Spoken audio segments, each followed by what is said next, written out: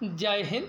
आप सभी का सिद्धार्थ सर यूट्यूब चैनल पर स्वागत है। आज की बड़ी खबर, मध्य प्रदेश में आवास मित्र योजना बम्पर भर्तियां 2024 में बिना परीक्षा के हर पंचायत के हर गांव के लिए मात्र क्या चाहिए, 12वीं पास आपसे होना कंपलसरी है।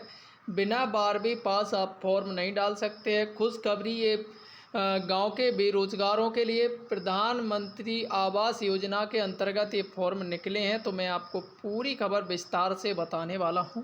अगर अभी तक आपने चैनल सब्सक्राइब नहीं किया तो जल्दी से कर लीजिए, क्योंकि मध्य प्रदेश की हर छोटी बड़ी खबर आपको 100% यहाँ सही और सटीक बताई जाती है। तो देखिए यहाँ से प्रधानमंत्री आवास योजना ग्रामीण अंतर्गत आवास मित्र या समर्पित मानव संसाधन की सेवाओं के लिए जाने हेतु विज्ञापन। तो देखिए ये आवास योजना ये प्रधानमंत्री के अंतर्गत है। तो देखिए यहाँ से मैं आपको पूरी डिटेल बताने वाला हूँ। ये 30 तारीख का नोटिफिकेशन है, अगर आपको दिख रहा है, मतलब 2 दिन पहले का ये वैकेंसी निकली है। तो यहाँ से इसकी पूरी मैं आपको डिटेल बताने वाला हूँ। देखो, शैक्षणिक योग्यता क्या होना चाहिए। अगर आप बी इंजीनियर हैं तो बहुत अच्छी बात है, डिप्लोमा कोई है तो लगा सकते हैं। बाकी के 12वीं उत्तीर्ण बेरोजगार युवा आवेदक समर्पित मानव संसाधन चयन के लिए पात्र होंगे। बीई सिविल या डिप्लोमा या एमए ग्रामीण उत्तीर्ण अभ्यर्थियों के नामों पर विचार। अगर जैसे 12वीं पास है, अगर आपके गांव में बीई है तो उसे पहले प्राथमिकता दी जाएगी। अगर उसके पास कोई डिप्लोमा कंप्यूटर वगैरह है तो उसको, अगर नहीं है तो 12वीं पास अभ्यर्थी को ये प्राथमिकता दी जाएगी। तो यहाँ देखो सीधा बोल रहा है, समर्पित मानव संसाधन के चयन हेतु न्यूनतम शैक्षणिक अर्हता 12वीं उत्तीर्ण होना आवश्यक है। ठीक है। और क्या कह रहा है कि चयनित अभ्यर्थी को उनके गृह ग्राम के क्लस्टर पर नियुक्त किया जाएगा। और सबसे बड़ी बात यह है कि आपके खुद के गांव में आपको नियुक्त किया जाएगा। अभ्यर्थी न मिलने पर समीप स्थित क्लस्टर की सेवा ली जाएगा। अगर गांव का कोई विद्यार्थी फॉर्म नहीं भरता है तो आसपास के किसी दूसरे को ये प्राथमिकता दी जाएगी।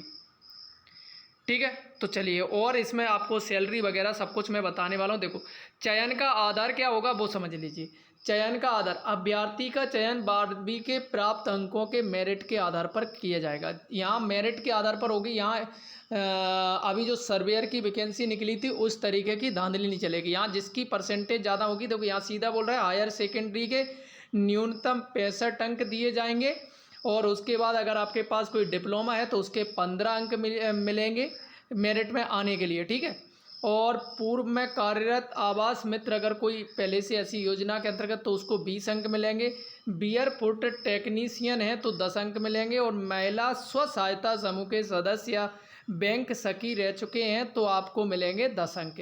तो ये अंक आपके अतिरिक्त हो जाएंगे। तो आपका सीधी सी बात है, अगर किसी के पास 12वीं है तो उसको प्राथमिकता ज़्यादा मिल जाएगी मेरिट में। बाकी के ज़्यादातर गांव में यही योग्यता वाले मिल जाएंगे। तो फॉर्म सभी को डालना है।